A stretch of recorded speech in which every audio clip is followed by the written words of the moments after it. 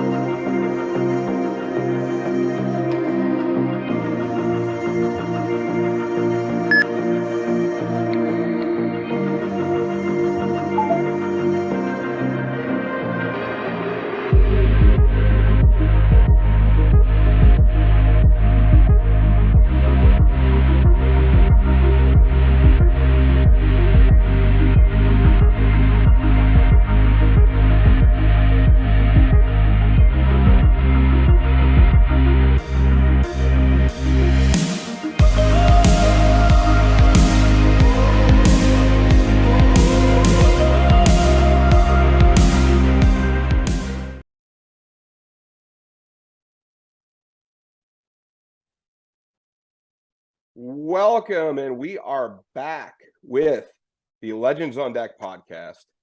It's been a couple months.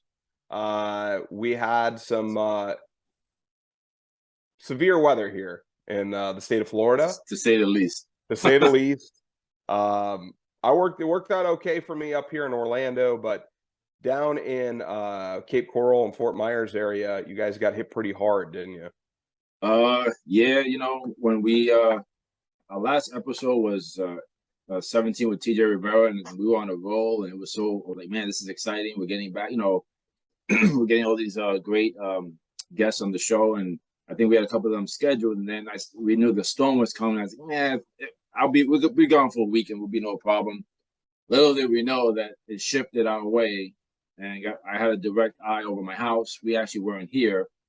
We had like 6 feet of water. It looked like a river in front of my house. It's pretty much from the pictures from my neighbors. Yeah. And little did I know, the day after the storm, my whole county was pretty much demolished. The whole beaches are gone. And we were out without power for almost 3 weeks. I think I didn't have internet for almost around that same time. So there was no way for us to do anything. We had, power going in and out. So it was a crazy storm. I mean, thank God, like, my family did a little bit better than other families with our home. Sure. Remember, I shared with you, we had a tornado hit in 2016, and we were out of the home for 6 months. So, we did a little bit better, but, the whole area was just unreal to see a storm like that come through and do the damage that it did. Go from one day of paradise, the next day, you're pretty much, people have nothing. So, yeah, the unfortunate part is, great that you guys didn't get as much as we did. But we are rebuilding. We're coming back, and I'm glad that we're able to get back on the show and kind of get back to what we love, because baseball kind of takes you away sometimes from the craziness of the world, and it's good to get back, especially in the off season when we're not watching baseball games, which I'm dying right now because I want to watch a baseball game and I can't. But well, you have I saw you had the opportunity to get your son's team back out on the field for practice. Oh, yes. That was great. The lights were kind of shattered everywhere, so we actually had to go on the field and clean up the fields. We helped out and picked up the glass and everything. And at one point, we found a whole bowl, a section of, like, I thought we hit diamonds. I thought we found diamonds in the grass, and it was just glass that was just so shattered. And we were able to clean all that up, and we can't play games because we don't have no lights. Most games at night, but it feels good. We were given Saturday mornings to kind of get back on the field with the boys, and I got my team back, and we're going to be able to play the same team in the spring. So it felt good to kind of just get them out there and not worry about the damage that they have to worry about with their home. Right. The parents can focus on that, but the kids can get back to being normal again. So, That's that awesome. was something that it just seemed like it was the best thing for everybody right now, was just kind of get baseball. And I kind of pushed for that too. I asked the league to really give us the opportunity to get back on the field, because I wanted the kids to get back out there, and I needed it too. I just need to get out and not focus on my roof and the other damage, and just focus on baseball, you know. Yeah. Well, but almost 2 months out. We're almost 2 months from the storm, and we're, you know, thank God to our governor and the local officials. You know, we got bridges built in a week. We got people back to their homes, and the damage is there, but at least they can start to rebuild it, and that's kind of a grateful thing. But once again, I can go off on a tangent on this stuff, but I'm glad we're back to baseball. So no, that's good. At least you guys are safe. You're home. You know, you guys lucked out in a lot of ways with your home. I know the other people weren't so lucky. Yeah. So we're back. We're back, and we've got one of our guests today is one of those that we had to put on pause. We had him scheduled, you know, and then the storm hit, so we're bringing him back in today. And we're going to bring him back in, and then I'll kind of introduce him.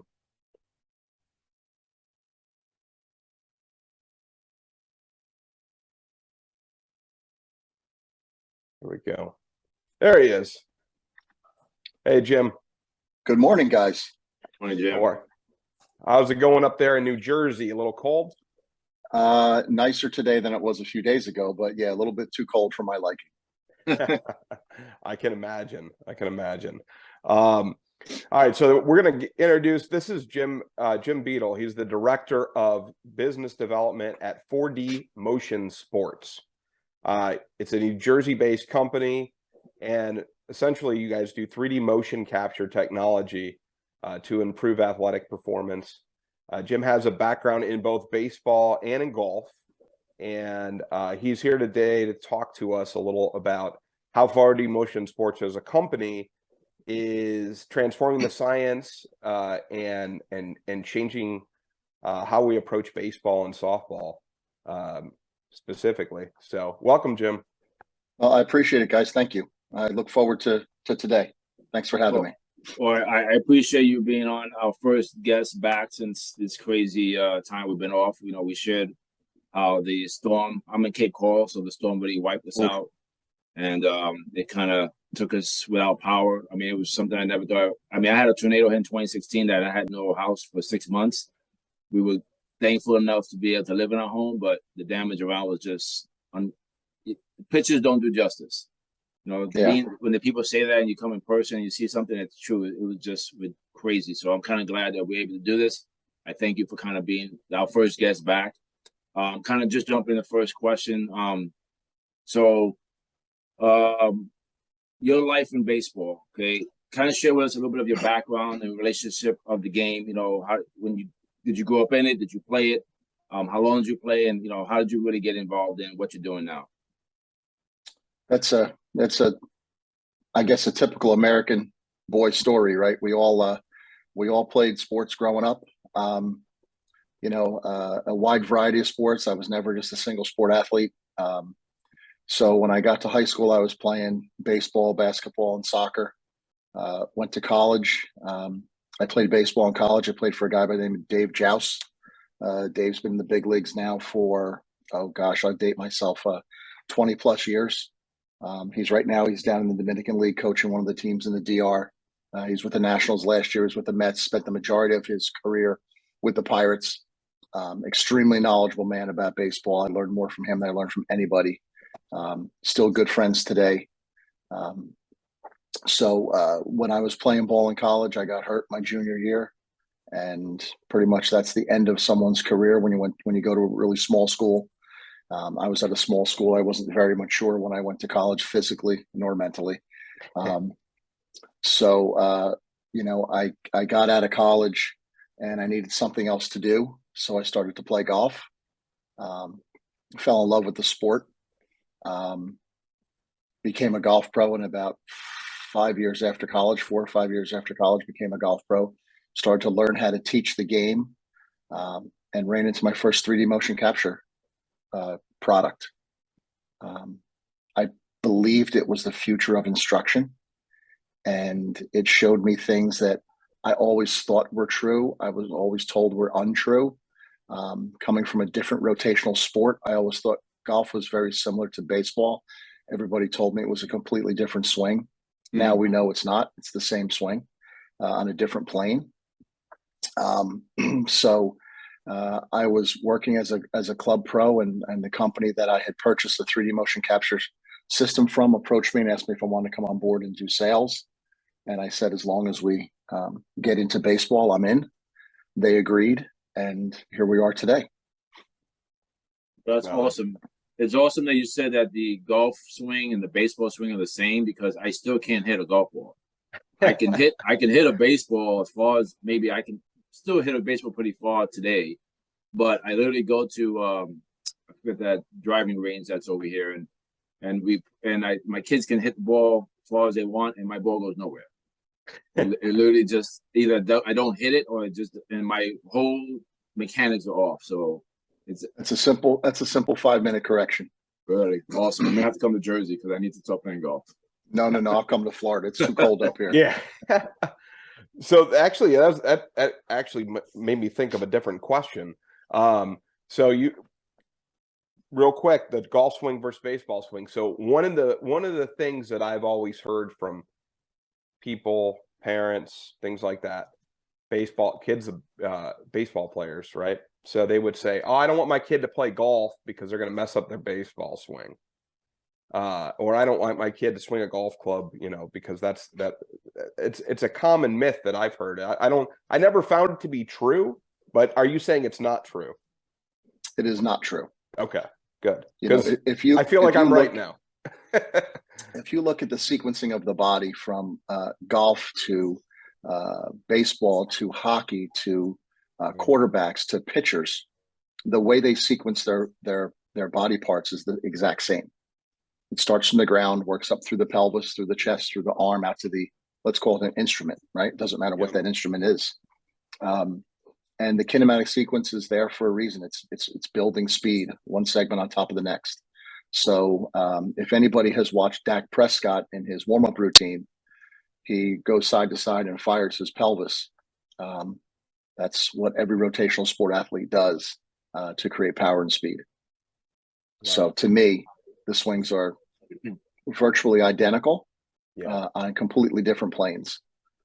We can get a little bit deeper and say the best way to swing a stick is having a 90-degree relationship from stick to spine. Mm-hmm. We try to do that in baseball. We try to do that in golf. We try to do that in hockey. We try to do that in tennis. So, I think intelligent folks can make their own intelligent assumptions on that. Sure.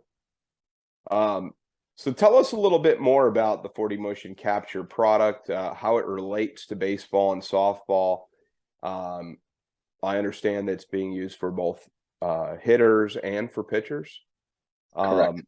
And how are organizations using this product to really improve the mechanics of their hitters and pitchers? So let's start with what the product is first. Sure. The product is an IMU. An IMU is a small little sensor. Since we're on video, I'll actually show you the sensor. Nice. It's a small little sensor that you place on one's body to get information. The IMU has inside of it has a gyroscope, a magnetometer, and it has a gyro, a magnetometer, and an accelerometer inside of it. So it has the ability to grab a bunch of different information. So that's one of our sensors. As you can see, if I put it next to a golf ball, it's quite small. Yeah. Right. Very light. You barely know what's on your body. So inside this, it has the ability to get rotational velocities, so speeds, rotational speeds. It has the ability to get positional data throughout the entire motion, from a forward bend, backward bend, lateral bend, as well as a rotational positional data. It then takes all that information that we gather over the course of a swing or a pitch, and it plots it along a graph line. So you have all seen the kinematic sequence, and it will plot over the graph line of what your body's doing from positions as well as speeds, and when those body parts are moving, when they are accelerating, when they are decelerating. We have inside of this the best hardware on the market. It has the highest rated gyroscope at 4,000 degrees per second. That's how we can do pitchers and hitters. And the company has always used third market hardware. The software has always been really good. We now have this sensor built specifically for us to 4D motion specs. So it's been a tremendous jump from generation 3 to generation 4 of this hardware. So how are organizations and teams using the product? I think it's many different ways of how they're using it. I believe they're using it from a identification standpoint. So they're gathering data on an individual, whether it be a hitter or a pitcher, and they're looking for deficiencies in either position or speeds or transfers of energy.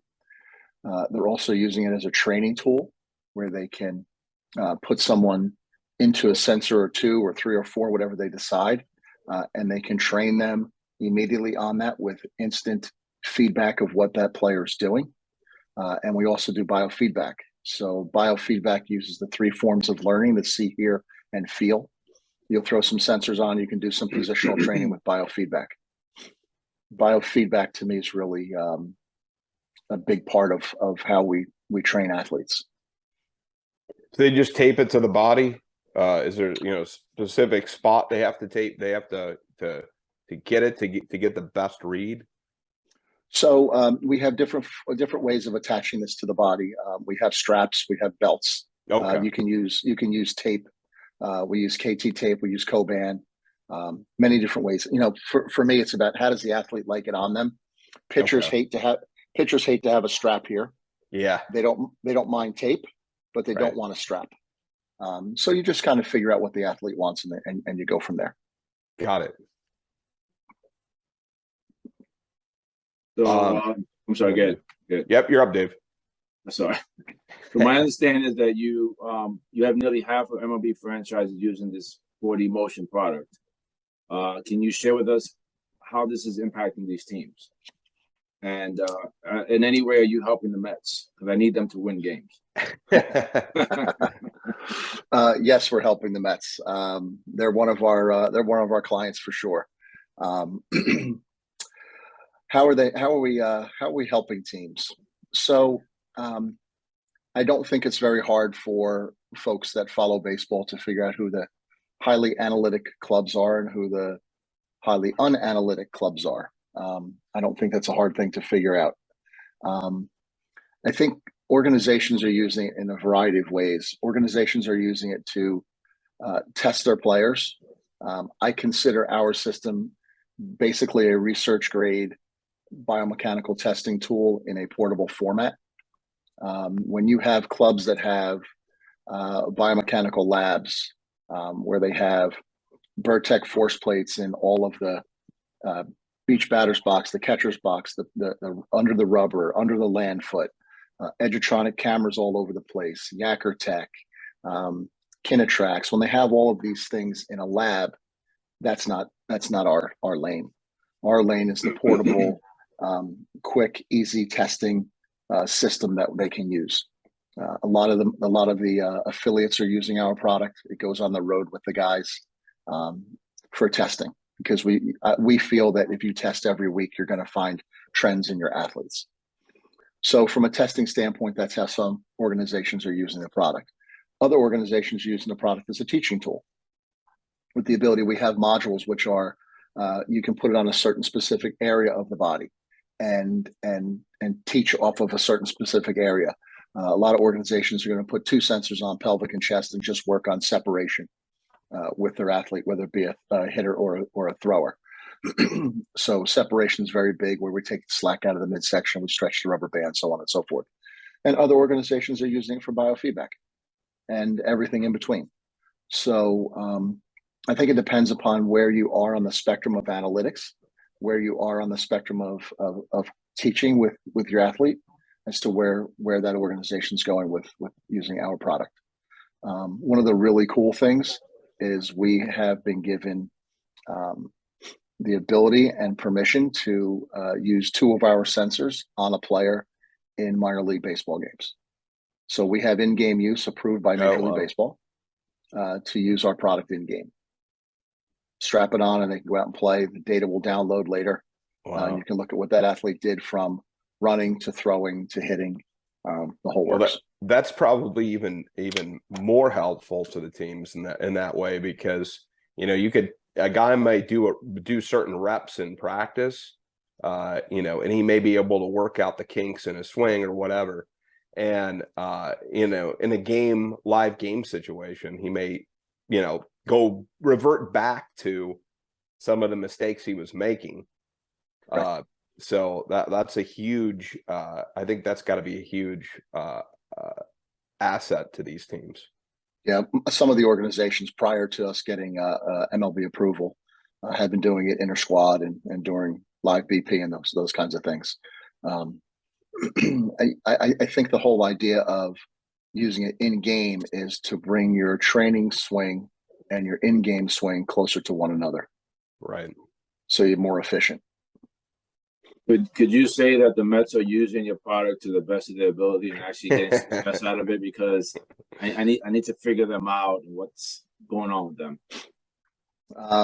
They are using it very well. They have a lot of very bright people in that organization. There was some turnover, so with the ownership, I'm sure they're going to become more analytical. That's his business. Yeah. So I look for some really good things happening from them this coming year. It should be another exciting season. Can I ask you a question on the youth side of this? So I coach baseball, and you're always trying to get these kids. So I go up to the age of 15, and after that they go into high school. So I don't go beyond that. I've coached my kids since my oldest is 16. I'm still coaching my younger one. I understand the game. I'm more fundamental. I get the guys to love the game. But the other side of it with the whole way the Major League Baseball is doing it, how do we prepare the kids? I mean, do we kind of put them to the same type of program? Are there programs out there like that so the kids can kind of like, when they grasp it, so when they go into the pro level, if they reach that level, they're already ahead of the game?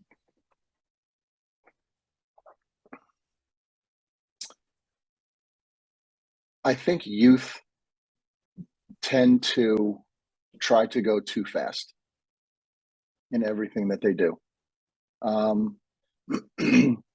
Let me pose a question to you guys.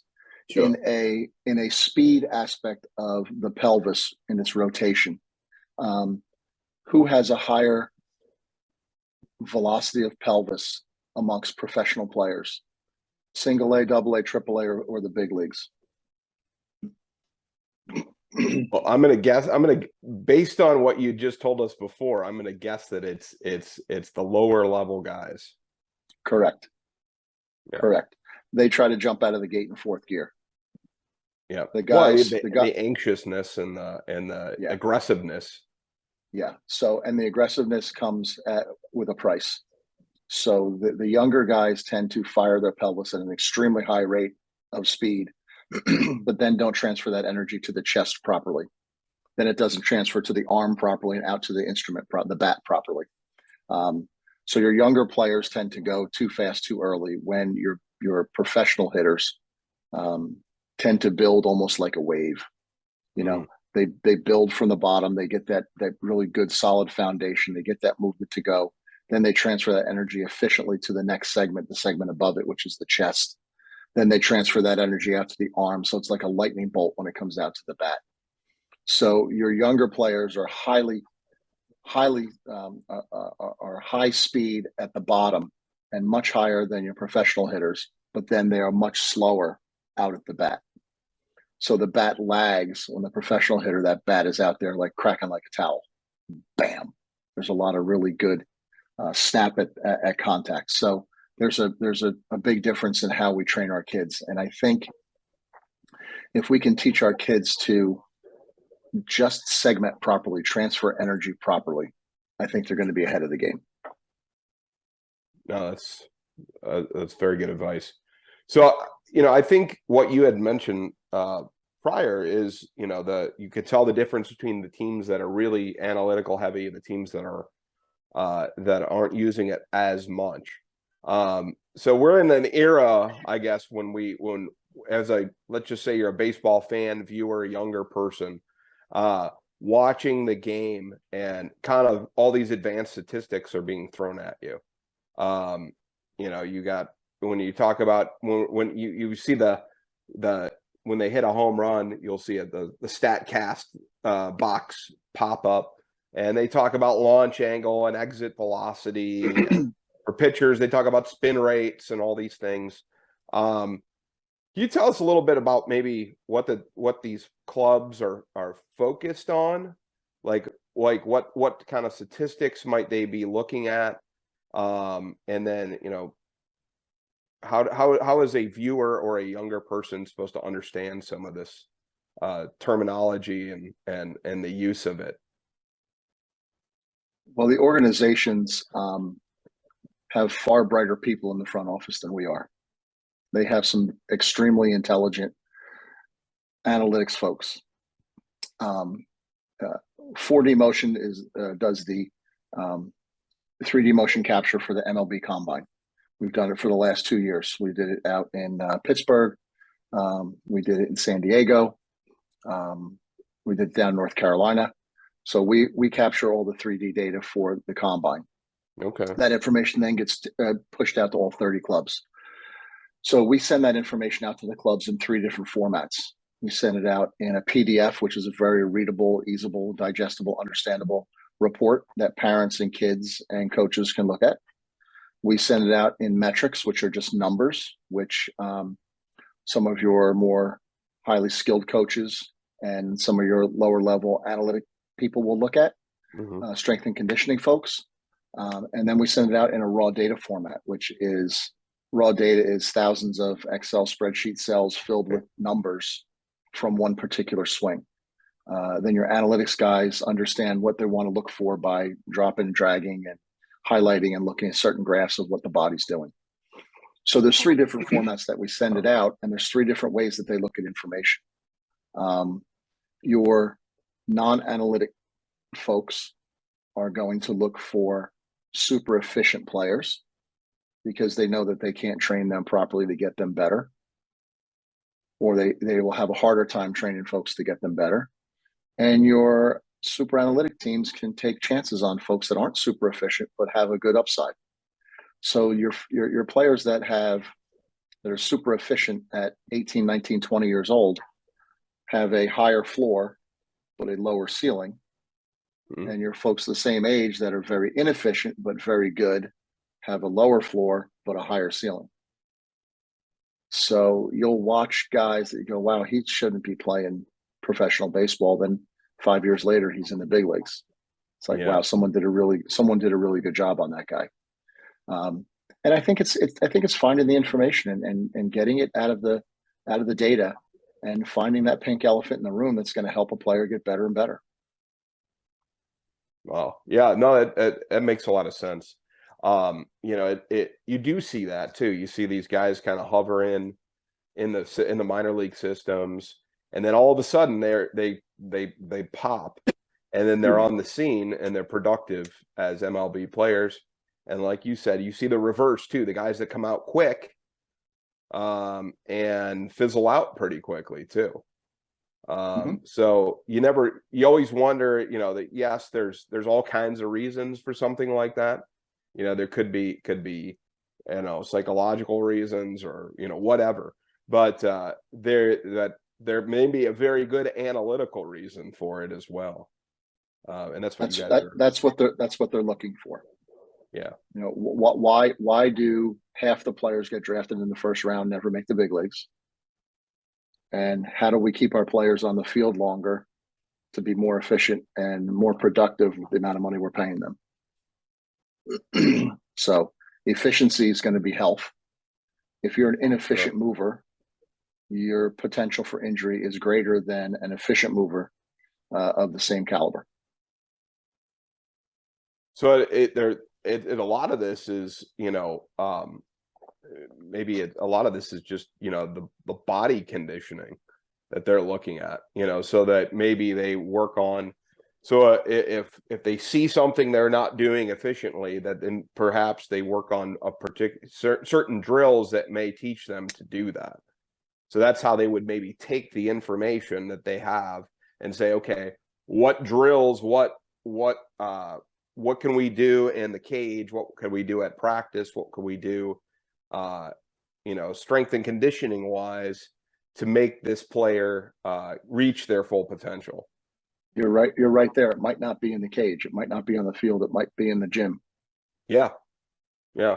You're 100% correct. I mean, this is what's interesting about this stuff that you just, a lot of this, I mean, we talk, David and I, we talk baseball, we talk with all different people, right, about baseball stuff. We're talking with minor leaguers, like guys that played and guys that coach and guys that do all these other things.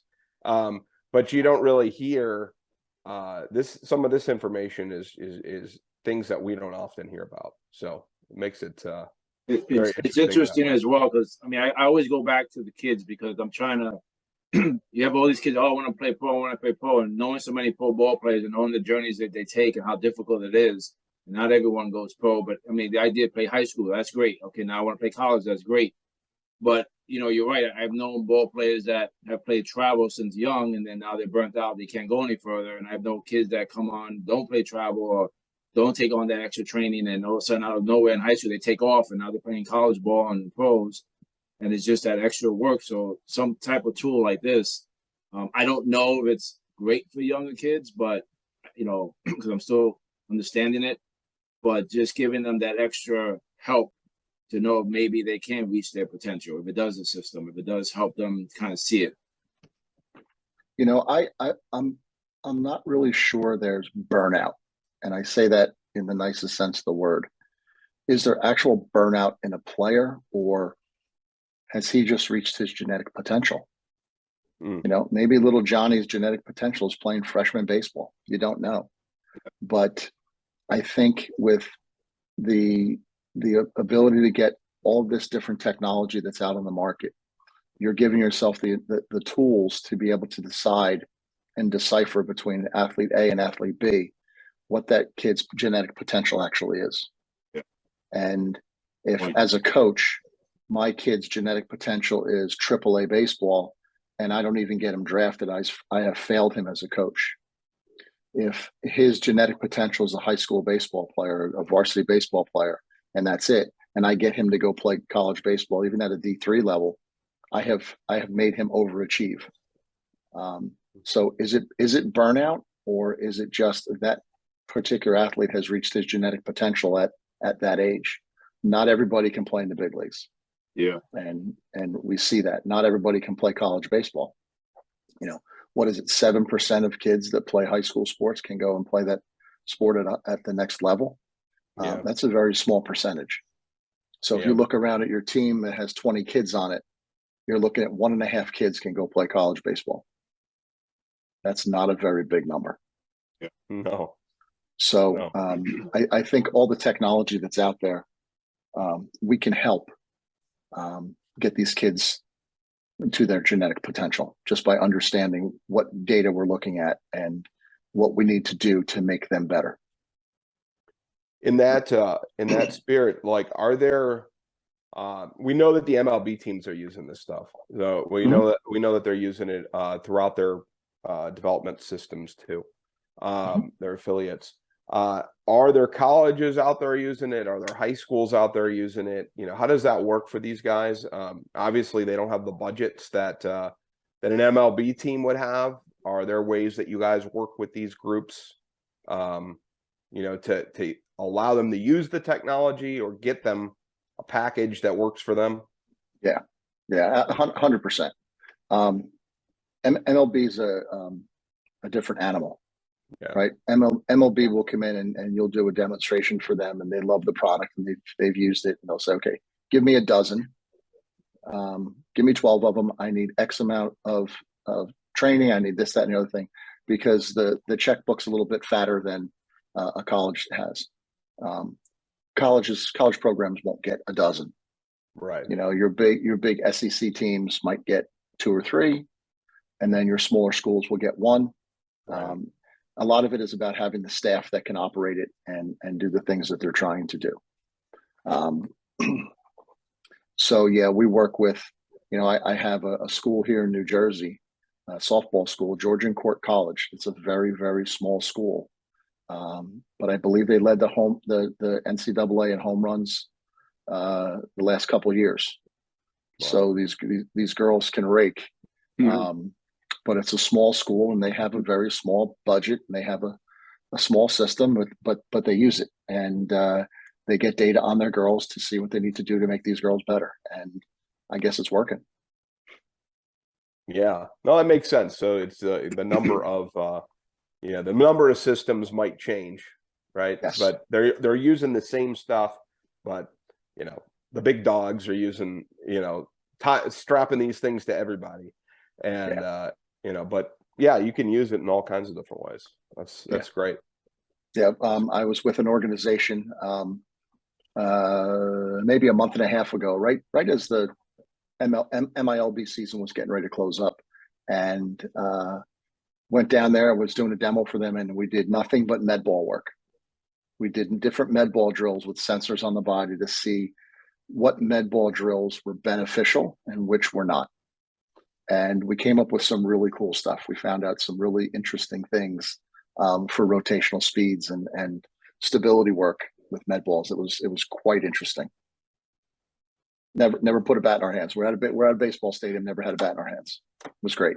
Yeah. So yeah, that goes back to that strength and conditioning thing. It's just it's not always sit in the cage and get your reps in. It's body movement and what's making your body as a hitter, as a pitcher, whatever, to to do the things it's supposed to do. Correct. I have one question on the whole system. Not a true question, I promise. But is there any other sport that can utilize this other than the golf and the baseball and so forth? Is there anything else that can kind of take advantage of it? Yeah, we started in golf. We have morphed it into baseball, which was very easy to do. We do functional movement assessments. So we have a software in our app that allows you to do 30 plus KPIs of some different movement assessments, squat mechanics, planks, looking at rotations of joints, things of that nature. We have done football. We've done quarterbacks. We're building that software now as we speak to do quarterbacks. We worked with LSU with some of the defensive backs and found out why some defensive backs have an easier time getting to the quarterback and others don't. Looking at how they get out of the gate running. We work with the U.S. Olympic skating team for load management for their figure skaters. We have the top figure skater in the world using our product. So if Tuesday morning, Wednesday morning, he's out on the ice and he's training and 14 jumps takes him to his load capacity, it will shut him down.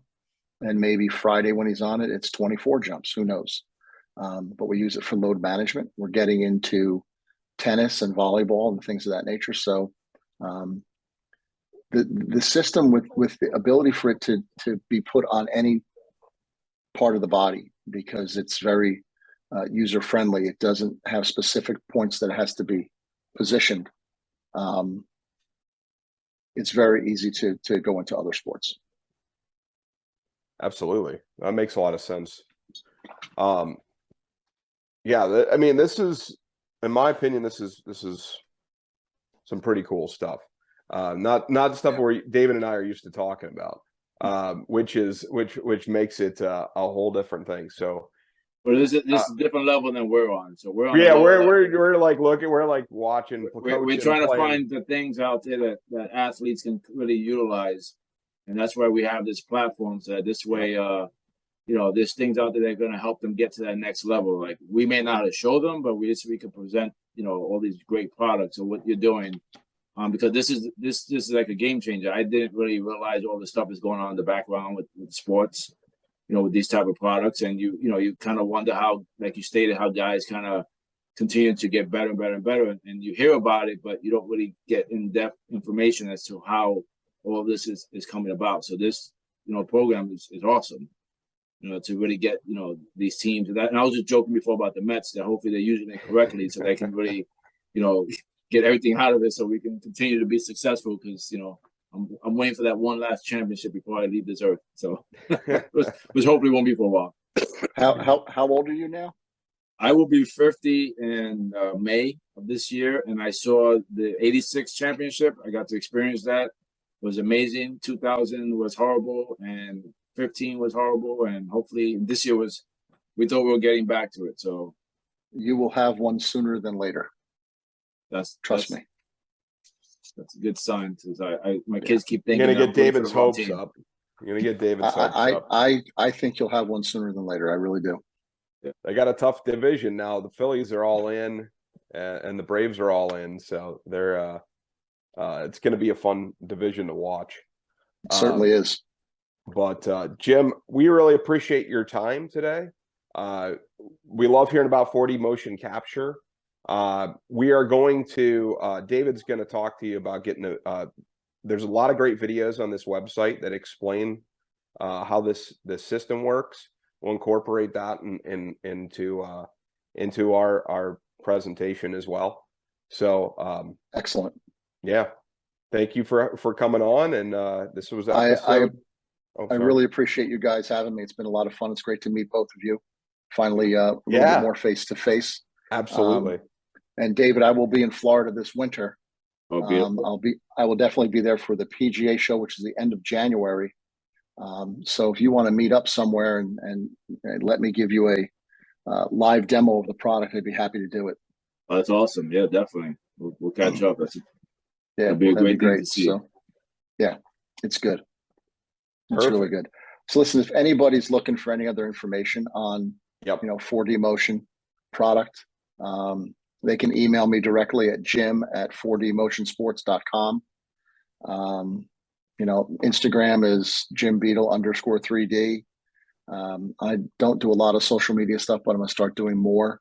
Twitter's Jim Beadle 3D, so kind of easy stuff to find.